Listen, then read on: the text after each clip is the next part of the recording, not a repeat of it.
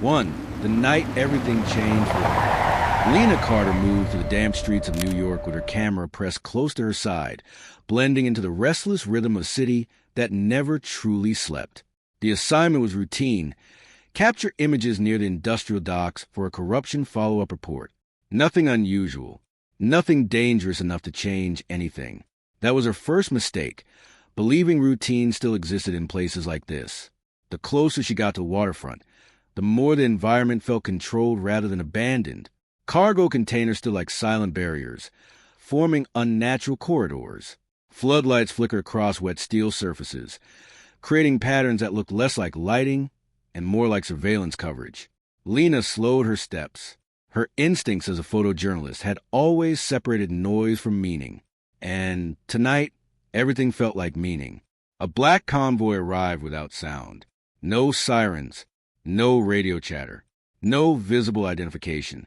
The vehicles aligned with precision near a restricted loading zone, as if following a plan that had already been executed many times before. Men stepped out wearing dark, tailored suits, their movements synchronized, deliberate, and disturbingly calm.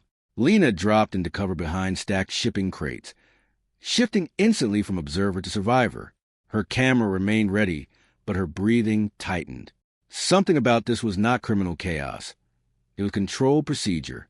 A second group arrived from the opposite side.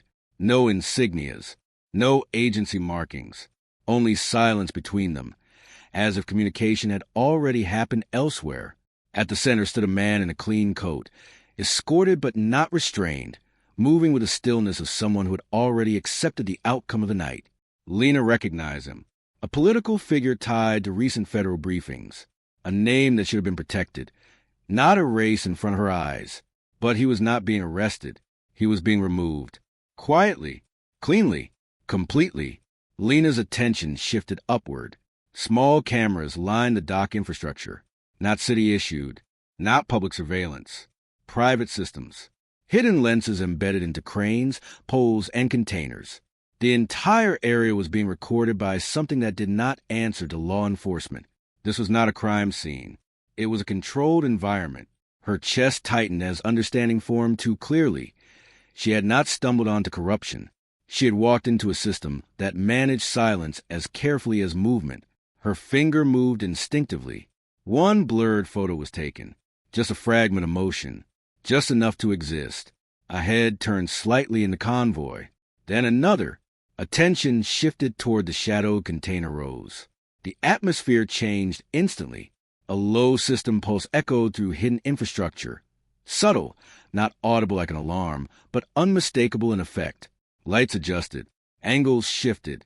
Cameras reoriented in real time. Lockdown protocol initiated. Lena froze. She understood now. She wasn't being watched randomly. She was being located. She moved fast, slipping between containers as footsteps began closing in behind her. The dock transformed into a shifting maze of controlled sight lines and narrowing escape routes. Every turn felt predicted before she reached it. She did not know what she had witnessed, but she knew one truth without question. If she stayed, she would not leave as herself. She forced herself through a narrow industrial passage until sound faded behind her. Only then did she stop. Her hands were shaking, not from fear alone, but from the weight of what had just entered her life without permission. Her camera still held the image, and somewhere far beyond the docks, a system had already noticed it. A silent signal activated across a hidden network. Her camera auto-synced, and someone somewhere accessed her files in real time. Lena Carter returned to her apartment in a state that did not feel like arrival. The city outside continued its normal rhythm. Traffic, distant sirens, muted conversations. But inside her head, everything was still stuck at the docks. Every frame she had seen kept replaying in fragments she could not organize into meaning. She closed the door behind her and stood there for a moment without moving. The photograph remained the only proof that the night had happened. Her apartment lights felt too bright, too ordinary, as if nothing she had witnessed belonged in a world that still had electricity bills and quiet rooms. She placed her camera on the desk with careful hands, then connected it to her secured backup system. The upload process began automatically. At first, everything behaved normally. File transfer, image processing, metadata extraction. Then the system paused. A secondary scan initiated without her input. The image she had captured was analyzed again, this time against a restricted database layer she had never been granted access to. Lena frowned, leaning close to the screen as unfamiliar warnings began to appear. Then the classification changed. Match found. Restricted archive correlation. Her breath stopped slightly. She clicked to expand the result, but the interface blocked her. A second alert replaced it immediately. File status. Non-existent operation. Lena leaned back slowly. Her mind tried to interpret the phrase, but nothing in her experience as a journalist had ever required it. Non-existent operations were not supposed to produce matching records. They were not supposed to exist in systems that still answered to law or logic. Fear began replacing curiosity. She opened the image metadata manually. Hidden beneath the visible file structure, encrypted layers appeared. Codes embedded inside the photo itself. Not accidental noise. Structured data. Intentional concealment. Her fingers tightened on the mouse as she attempted partial decryption through her standard tools. A fragmented classification tag briefly surfaced. Aegis Protocol Division. Then it vanished. No search results returned. No database entries existed. No public records. No government references. Not even archive mentions. It was as if the name itself was rejected by the system. Before she could process it further, her screen flickered. A remote access attempt triggered across her cloud storage. File deletion protocols initiated without her permission. Lena reacted instantly, cutting her internet connection. The sudden silence of her network felt heavier than noise. She stared at the router, noticing something she had never paid attention to before. A connected device indicator was active, but she owned only one computer. Her apartment was being accessed digitally, not hacked in the way she understood. Observed, tracked, present. Her pulse tightened as she slowly turned her gaze toward the hallway outside her room. The space beyond her apartment door felt different now, as if distance no longer guaranteed separation. A soft click echoed through the silence. Her door unlocked itself without physical contact. Lena Carter did not move immediately after the door unlocked itself.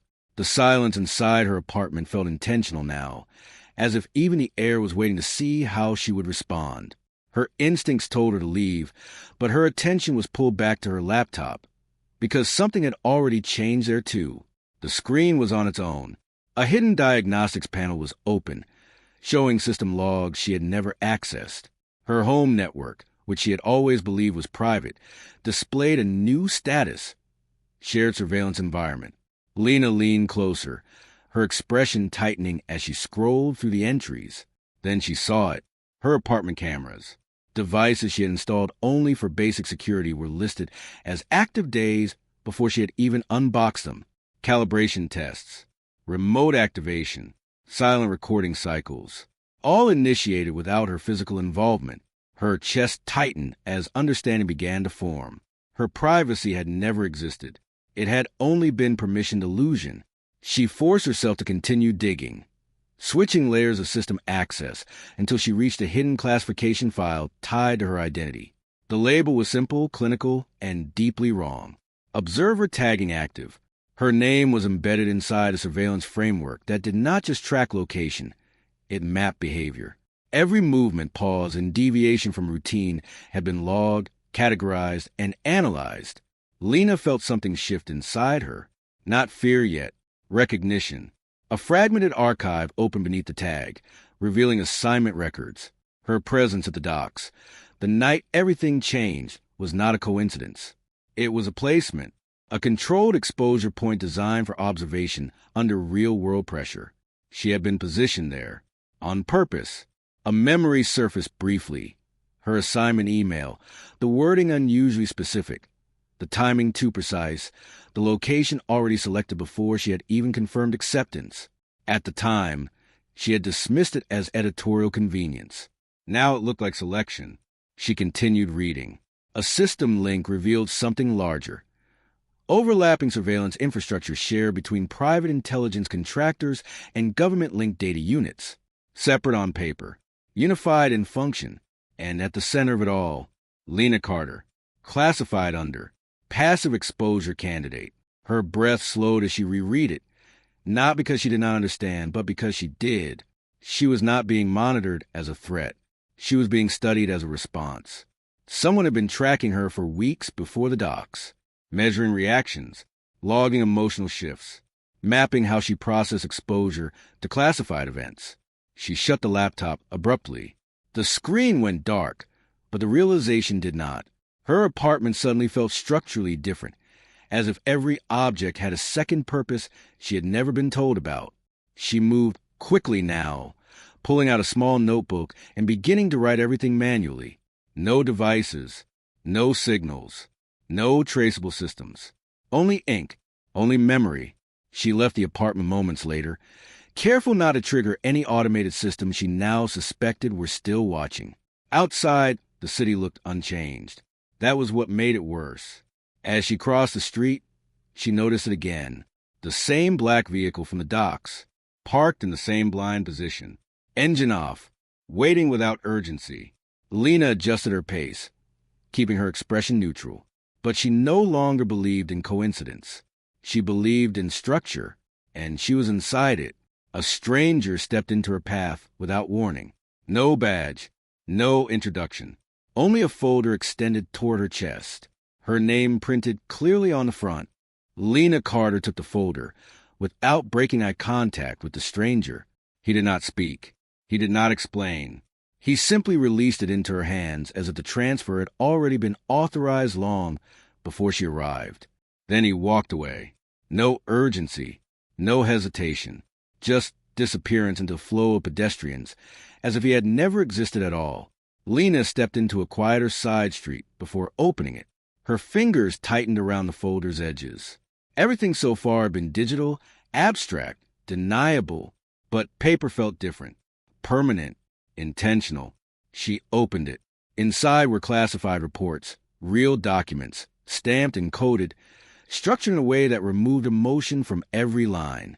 At first, it looked like isolated case files. Then she saw the pattern. Missing journalists. Dozens of them. Different cities. Different years. Different beats of reporting. But all tied to overlapping exposure events involving the same invisible operational structure. Lena's breathing slowed as she flipped through page after page. Names, timestamps, classifications. Every disappearance followed a similar sequence. Exposure to restricted information, brief behavioral monitoring, then removal from public record. Not random, procedural, a control pipeline. A faint classification header appeared repeatedly in the margins of multiple documents. Aegis silent division. No official seal. No public registry. No traceable origin. Only indirect references embedded inside unrelated administrative layers, as if the organization was designed to remain structurally unconfirmed. Lena's grip tightened. This was not just surveillance. It was filtration. The next section of the folder contained operational summaries, systems designed to harvest information from individuals exposed to restricted truths. Witnesses were not ignored. They were categorized, monitored, assessed, then neutralized if necessary. Her stomach tightened as she turned another page. A video file thumbnail appeared among the records. She hesitated for a fraction of a second before pressing play. Faces filled the screen. Journalists, analysts, field reporters, some she had never seen before. But one she recognized instantly. Her mentor, the man who had trained her in investigative reporting, taught her how to see patterns in chaos, how to survive stories too large for headlines. His file designation appeared beneath the footage. Neutralized after exposure. Lena stopped moving completely. The realization did not arrive as shock anymore. It arrived as structure forming inside her understanding of reality. Every missing name she had ever heard in journalism circles. Every unexplained disappearance. Every career change that never made sense. It was all connected, and she had stepped into it willingly. Her fear did not grow outward. It compressed inward, transforming into something sharper, more controlled. Fear without confusion became clarity. The truth was not just dangerous. It was managed, and exposure was part of the system's design. She closed the folder slowly, then reopened it, not out of hesitation, but calculation. If this organization studied responses, then escape would only complete their data set. Instead, she chose direction. Not out, in. She would investigate from inside the structure that had already marked her. A controlled breath steadied her hands as she continued reading deeper into the folder. Near the final section, a separate compartment revealed a secure audio file embedded with an encrypted metadata. The label was simple, almost clinical. Do not play unless alone. Lena Carter stared at the audio file, labeled longer than she intended. The warning felt less like advice and more like instruction designed to trigger curiosity rather than prevent it. Do not play unless alone. She looked around anyway. Empty street, distant traffic, no visible movement near her position. The black vehicle from earlier was gone, but its absence did not feel like safety. It felt like preparation. She pressed play. At first, there was only static, a soft digital distortion that sounded like a signal trying to stabilize. Then a voice emerged, low, controlled, and unsettlingly familiar in tone, as if it belonged to someone who had once spoken in official environments. Lena froze, because she recognized it. The man speaking had been officially declared dead 3 years ago. A recorded death notice, a sealed investigation file, and a public obituary had erased him from all institutional records. Yet his voice now existed clearly inside her device. The realization made her step back instinctively. The voice continued without emotion. He identified himself as a former internal analyst within a classified surveillance structure operating beneath government oversight, not external intelligence, not private contractors alone. Something integrated, layered, and deliberately hidden. Lena's breathing slowed as the explanation unfolded. The system did not only observe civilians, it restructured them. Identity rewriting was not metaphor, it was procedure. Individuals flagged as exposure risks were digitally erased, reassigned, or reconstructed under new records that replaced their original existence entirely. Her mind resisted the concept, but the details were too precise to dismiss. Then the name appeared. Kessler Variant Unit, a hierarchical control layer responsible for authorizations above field operations, not just surveillance coordination, but decisions regarding who remained visible in public records and who did not. Lena's grip tightened on the folder. The voice continued. She was not discovered at the docks. She was selected. Her presence at the industrial site was not accidental exposure. It was an activation test, a controlled scenario designed to measure behavioral response when placed near classified operations. Every decision she had made since that night had already been anticipated. Lena felt something inside her shift, not fear, not confusion, but structural collapse. The idea of choice itself began to dissolve under the weight of pre-designed outcomes. Then the audio changed. A subtle distortion entered the recording, not interference. Detection. The system was reacting to playback in real time. Lena's eyes widened slightly as she realized what that meant. The file was not passive. It was active surveillance. Her listening had triggered confirmation that the message was being accessed. Her location signal, previously unstable, flared back into visibility. Somewhere in the system, her position had just been reacquired. The voice grew slightly heavier at the end, as if aware it had reached its final permitted moment.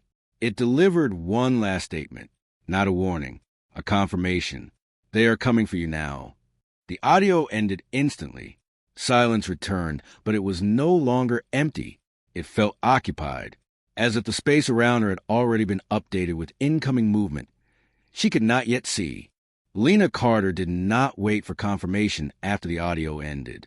The moment silence returned, she moved. The street around her no longer felt neutral. It felt updated, as if the system had already rewritten her status from observer to active target. She closed the folder, tucked it under her coat, and walked fast without looking back. Her instincts were no longer analytical. They were survival-based. Within minutes, she noticed a first shift. A black vehicle that had been absent earlier reappeared at the far end of the street. Then another, entering from a parallel route. Their movement was not random. It was coordinated, as if multiple units were syncing to a shared map of her position. Lena turned sharply into a crowded subway entrance. Noise. Motion, density. She chose it deliberately.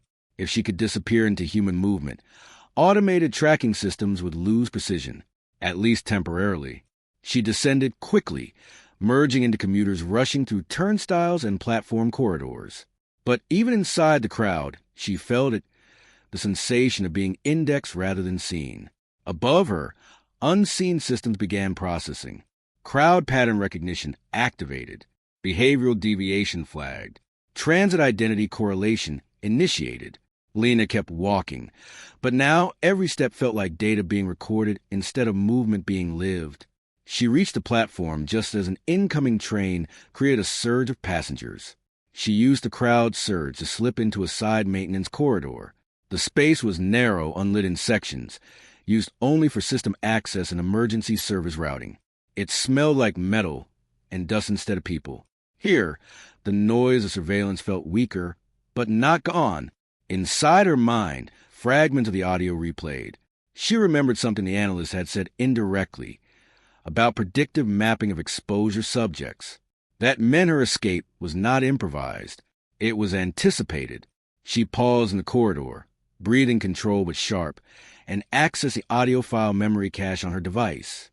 Hidden within the corrupted metadata, she found something new, a layered emergency exit map, not random infrastructure data, a predicted route sequence. Her stomach tightened. The system had already calculated her likely escape paths and built surveillance pressure points around them. Every safe direction had been pre-shaped into controlled outcomes. She was not running freely. She was running inside a model. Then something unexpected happened. A secondary signal appeared on her device. Not system-generated, not corporate, unknown origin. A route marker flashed briefly, guiding her forward through a section of underground tunnels that were not on public maps. Someone was helping her, silently, without identification. Lena hesitated for the first time since the chase began, but only briefly. Then she followed. Her trust was not confidence. It was necessity. The tunnel sloped upward into a service junction she had never seen before, leading toward an access chamber beneath an old structure. As she approached, her device vibrated again. A voice message played through a hidden channel. Calm, direct, untraceable. You are standing above the truth right now. Lena Carter followed the signal deeper into the underground structure, each step pulling her further away from anything that felt familiar. The city above her no longer felt distant. It felt layered, as if she had always been walking on top of something she was never meant to see. The coordinates from the anonymous message led her to a sealed access point beneath an abandoned infrastructure junction. Old concrete walls, rusted service panels, and outdated communication labels covered the space. It looked forgotten, but nothing about it felt unused. The audio code from earlier unlocked a hidden panel. A soft mechanical release confirmed entry. Lena hesitated only once before stepping inside. The truth was no longer abstract. It was physical. The corridor beyond the door stretched deeper underground than any public map suggested. The air changed, cooler, filtered, artificial. This was not decay. It was maintained silence. She moved forward carefully, guided by dim emergency lighting that activated as she approached each junction. Then she entered the control space. A surveillance command room unfolded beneath the city like a buried nerve center. Walls lined with inactive terminals, layered control panels, and data streams still faintly running in standby mode. Everything was designed for observation at scale. This was not a facility. It was an oversight system. Lena stepped closer to the central console, her breath slowing as multiple live feeds activated automatically. Citizens on streets, subway platforms, office buildings, apartment interiors. Everyday life displayed in real time, captured without awareness, without consent, without interruption. Her chest tightened as she realized the scope was not limited to the docks or her apartment. It was entire district coverage. Then one feed froze. Her feed. Lena Carter appeared on the central display. Not recent footage only, but archived segments. Days, weeks, months. Her movements reconstructed across multiple locations, all stitched into a continuous behavioral record. She had been inside the system long, before she ever noticed it. Her hands tightened slightly as she stepped closer to the main console. A label illuminated across the central node. Aegis Core Processing. The name from the audio was not just reference, it was architecture, a centralized control layer managing surveillance input, behavioral classification, and exposure mapping across multiple zones of a city. Lena realized she was standing inside the system that had defined her life without permission. Then the environment changed. A sharp system pulse echoed through the room. Not warning. Response. Someone had triggered a lockdown from a remote command layer. The exits sealed with mechanical precision. Lights shifted into controlled red calibration mode. Every terminal reactivated at once. Lena turned toward the screens just as they synchronized. Every monitor, every feed, every interface in the room, all displayed the same image. Her face.